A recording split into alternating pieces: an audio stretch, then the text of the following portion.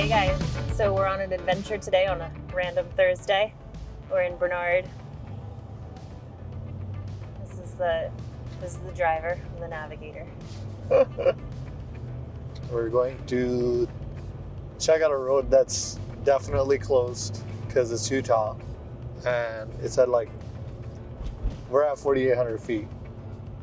That's where we stay. So where we're headed is about 7,700 feet, and in the winter time you need a snowmobile or tracks to be able to go to a place like that. But we're gonna go check it out anyway. It's called Timpanogos Road. Ooh, I like that. It sounds like Timpanogos, which is one of, but not the highest point in Utah, and is an excellent hike for any avid hikers. We have some friends that have done it, hiked all the way up, and then they had hammocks with them, and they strung them between trees, close to the edge. I don't recommend doing that, and staying overnight, which they said they really enjoyed. But it's quite the hike. I think it takes 10 or 12 hours total to do that hike, so it's quite a bit. Yeah, it's pretty long. I think this road might be named related to Timpanogos because it's in that area. You have to go into what's called the Alpine Loop, and then right there's a bunch of hikes and trails, off-road trails you can take. A lot of them close down in October, November, open up in May. This one, it says it's going to open back up in May, but we're just flying. We're going to go. We just want to get out of the house, just like most people do. It's winter time. There are some activities to do, but not a lot, and you get stuck inside all day. We've been feeling that, I think, the last 2 days more than anything, where we've mostly just stayed inside and watched TV, which you can only watch so much TV when your mind just goes a little numb. So the first chance we have to get out and just explore is one we will go for. So, but yeah, as Taha mentioned, we get a lot of snow in the wintertime, to the point where quite a few of the mountain passes close down for a few months until the snow can melt, and then it opens back up. But it's fun to kind of see where we can maybe go. And we brought extra provisions just in case, so we have some extra water with us, some snacks. We're gonna get a little bit of food on the way, mainly because I'm hungry. And we have some extra warm gloves, waterproof coats, stuff like that. So, if anything happens, we're good.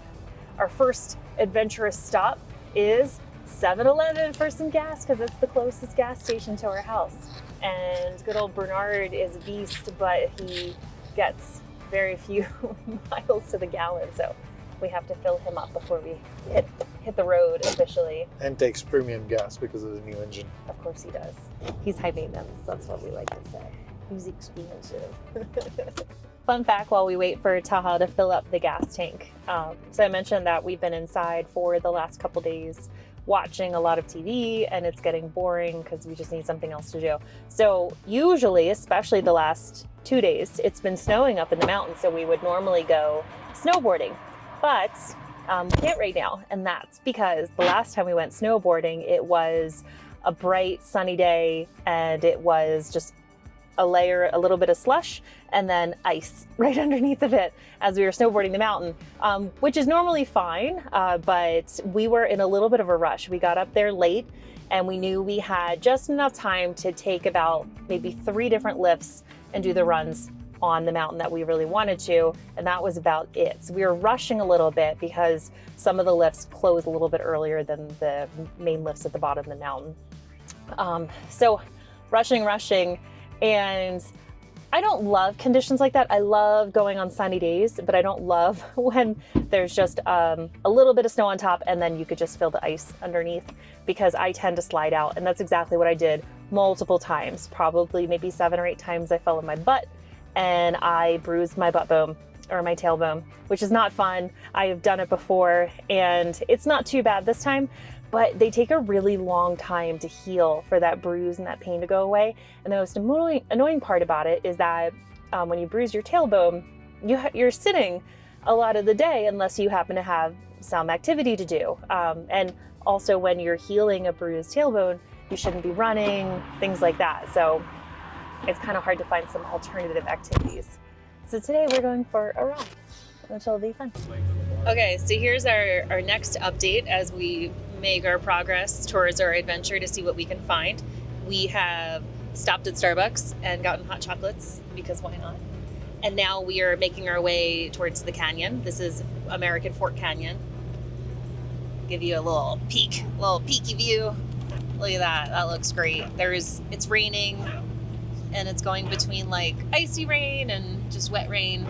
So it's not the nicest conditions out, but it's still fun and enough visibility for us. So that's what we're going towards. Yeah, it's crazy because it looks like the mountain just stops, but it's just all clouds. The clouds are eating the mountain right now. There's so much more mountain there that we can't see. But we're going into this right now.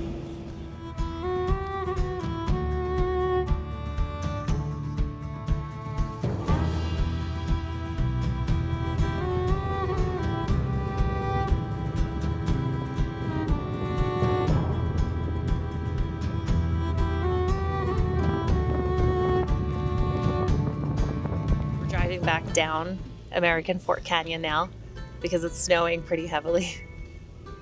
We did not make it to our destination. We did not. We made it maybe a mile and a half up the canyon, give or take. And it's pretty evident that the road was going to be closed. Yeah. But we have some epic views here. Like we don't usually come up this canyon anyway, and it's nighttime. The sun's already set, obviously, but there's no open ski resorts up here this time of night. Unlike the canyon we usually go up, which is Big Cottonwood, Brighton Ski Resort is open until 9-10 p.m. So they're plowing the canyon roads the whole time that resort's open. This canyon is not like that at all. So when we started to come up and we saw all the snow coming down, we thought it would be a really good idea to only go up so far and then turn around because there will be no plows. So if we slide off the road, if we get stuck or whatever, we have to call help because the roads are just going to continue to get packed with snow, heavier snow, the longer we're in this canyon. So we're slowly making our way down now. Slowly. That's crazy. You can see really far away though, so that's nice. Okay, so Taha, he looked at me and he's like, "What was that?" He's like, "I think I heard a moose." And then I asked him, what does a moose sound like? And what sound did you make? I said, What the heck is that? A moose? I don't think I've ever heard a moose sound like that before. Okay, I'm not a moose sound expert in making sounds, but it sounds like screaming dying person. On our wildlife adventures, we have now learned that moose sound like a screaming dying person.